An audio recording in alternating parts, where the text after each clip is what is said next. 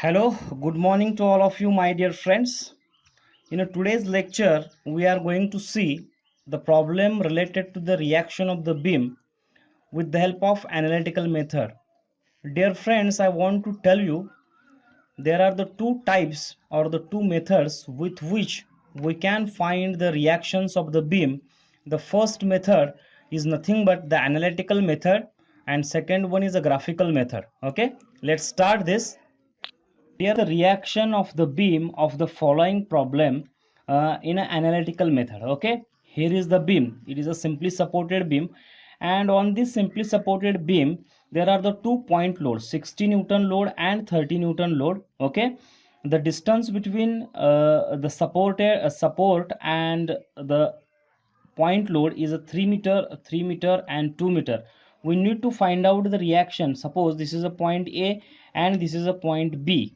Okay, what we have to find out? We have to find out the RA and RB. Okay, these problems are very simple. See the simple technique. First of all, we are going to apply the equilibrium conditions. What are the equilibrium conditions? There are the three equilibrium conditions. The first one, the summation of forces, summation of the horizontal forces fx is equal to 0. The second condition is summation of fy, that is a vertical summation of all the vertical forces, it should be equal to 0. And third conditions, that is summation of moment of all the forces, it should be equal to 0. Okay friends, we need to apply these three equations for this problem, and we easily got the answer. Okay, firstly what we do, firstly we apply the first conditions using equilibrium conditions. The first equilibrium condition is what? Summation of fx is equal to 0. Okay my dear friends, here there is no any horizontal force कुठं दिसतोय का या system मध्ये? Horizontal force कुठलाही दिसत नाही. त्यामुळे ही system किंवा ही जी इक्विलिब्रियम कंडिशन आहे ती वापरायची आपल्याला काय गरज नाही. The second conditions of equilibrium is summation of F Y is equal to 0. Means what? All the vertical forces आहेत का याच्यामध्ये? तर व्हर्टिकल फोर्सेस आहेत. कुठले कुठले व्हर्टिकल फोर्सेस आहेत बघा. रिॲक्शन जे येणार आहे तिथं सपोर्टिंग रिॲक्शन त्या परपेंडिक्युलर टू द बीम असणार आहेत. ही झाली आर ए आणि आर बी. ओके, आपल्याला माहिती आहे बाळांनो की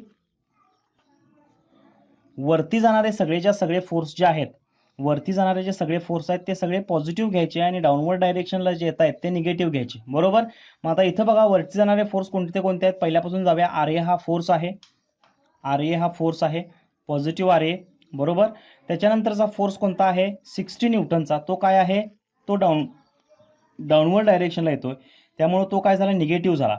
बरोबर. त्याच्यानंतरचा जो येतो तो 30 न्यूटनचा फोर्स, तो काय झाला? तो पण निगेटिव्ह डायरेक्शनला, कारण तो डाऊनवर्ड डायरेक्शनला येतोय. आणि त्यानंतर शेवटचा जो झाला तो आरबी, तो काय असणार आहे? आरबी हा पॉझिटिव्ह असणार आहे. This should be equal to 0. Okay, समजलं का ही कंडिशन? आता बघा, with the help of that आपल्याला एक इक्वेशन मिळतं. R A plus R B it is equal to, हे -16 -30 तिकडे घ्या, 60 प्लस 30. ओके, मायनस मायनस तिकडे गेल्यानंतर प्लस झालं. त्याच्यानंतर आपल्याला एक इक्वेशन मिळतं, R A plus R B it is equal to 90. हे आपल्याला इक्वेशन मिळालं. बरोबर. हे इक्वेशन फार महत्वाचं आहे, लक्षात ठेवा.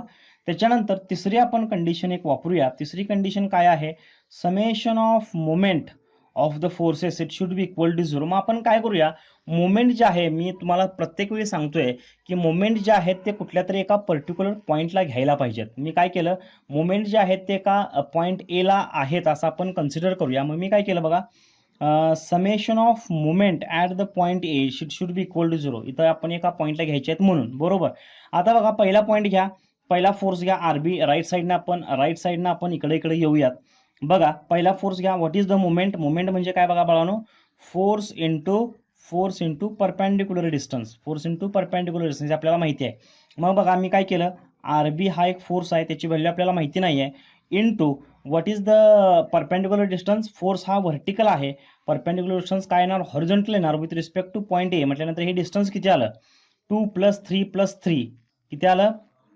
8 इंटू 8. आता बघा बाळांनो, ही जी मुवमेंट आहे, मुवमेंट जर क्लॉकवाईज असेल तर ती पॉझिटिव्ह घ्या.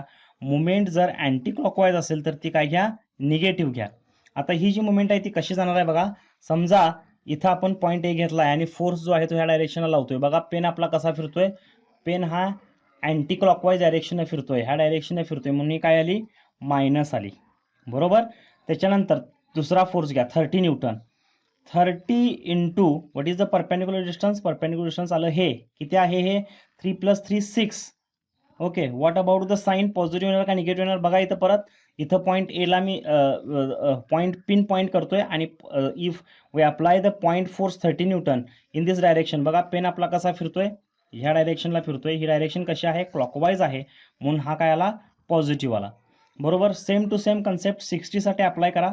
60 into what is the perpendicular distance 3. Okay. त्याच्यानंतर बघा हा कसा मूव्ह करतोय, हा पण पेन आपल्याला क्लॉकवाईज डायरेक्शनला मूव्ह करतोय, म्हणून हा पॉझिटिव्ह आला. अजून कुठला फोर्स आहे का, तर आरए फोर्स हा त्या पॉईंटमधूनच जातोय, त्यामुळे परपेंडिक्युलर डिस्टन्स काय येणार आहे का, येणार नाही. त्याच्यामुळं हा काय फोर्स आपण कन्सिडर करायचा नाही. दिस शुड बी इक्वल टू 0. आता बघा बाळांनो काय आलं, मी ज्यावेळी करतोय मायनस आर बी इंटू 8, हे आहे तसं घेतलं. 6 into 3 180 plus 180 plus 180 it is equal to 0. बरोबर. आता काय करायचं बघा, हे जे मायनस आर बी इंटू 8 आहे ते त्या डायरेक्शनला घाला, म्हणजे काय येते बघा, इथं 80 + 80 360 it is equal to R B into 8. हे कळालं का बघा, आर बी फक्त आपण त्या डायरेक्शनला घेतलंय. What is the value of R B, R B is equal to 360 divided by 8. What is the value of R B, R B is equal to 45 newton. RB is equal to 45 newton. Correct आहे का बघा. आता put this value into which equation, equation number 2. Equation number 2 आपल्याला इथे मिळाले बघा. Equation number 2 काय आहे, equation number 2 R A plus R B it is equal to 90. Then what is the R A plus R बीची value put करा, 45 is equal to 90. What is the RA? RA is equal to 90 minus 45. We got the value of RA is equal to nothing but 45 Newton. 45 Newton. This is the value of RA and RB. कळलं का बघा, फार सोपे example आहेत. Okay. Thank you.